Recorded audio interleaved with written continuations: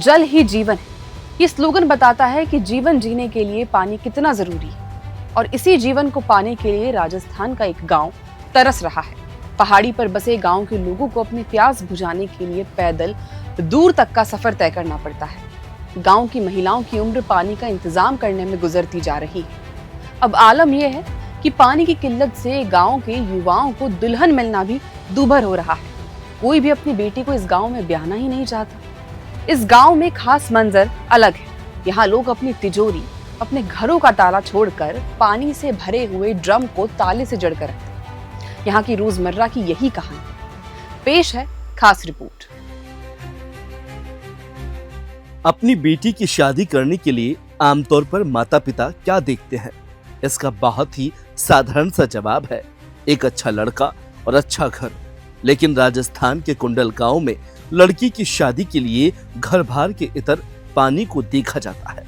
दरअसल कुंडल गांव की अलग पहचान बन गई है, जो पानी की वजह से बनी हुई है। इस गांव में अगर कोई माता पिता अपनी बेटी की शादी करते हैं तो उसके लिए वो देखते हैं कि यहाँ पानी है या नहीं। इस गांव में पानी की कमी है, जिसके चलते यहाँ पर पानी नहीं तो दुल्हन नहीं वाला रूल बना दिया है। पानी की इस कमी ने गांव में सामाजिक जीवन को भी प्रभावित किया है, जहां लोग अपनी बेटियों की शादी कुंडल गांव में करने से कतराते हैं।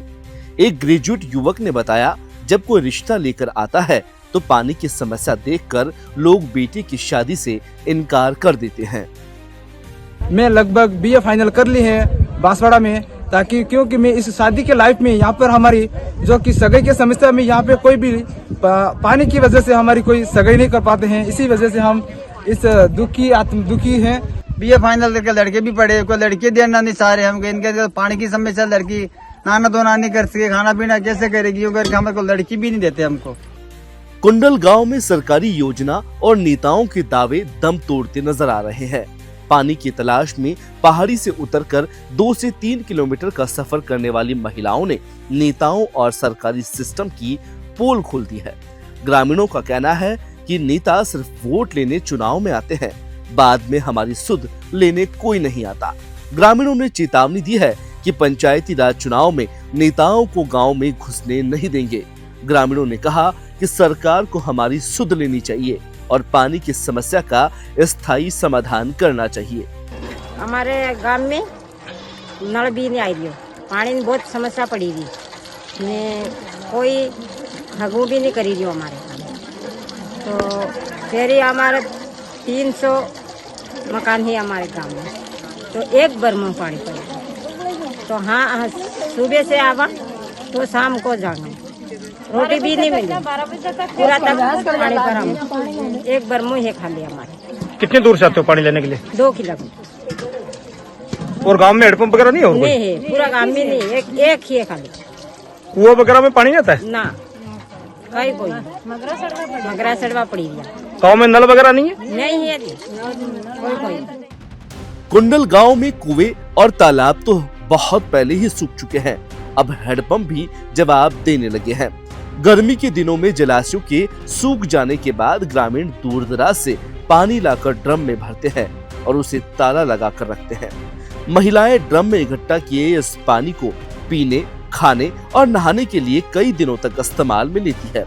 साथ ही इससे पानी की बर्बादी को रोका जा सके। गांव का नाम कुंडल और दुर्भाग्य की बात यह है कि माही नदी की अथाह जल राशि के बावजूद छोटी सरवन उपखंड में पानी की भयंकर किल्लत है, जिससे गांव वालों की जिंदगी नरक बन गई है। गांव में पानी की समस्या ये है कि जो पाइपलाइन आई वो हमारे यहाँ कोई पाइपलाइन आई भी नहीं।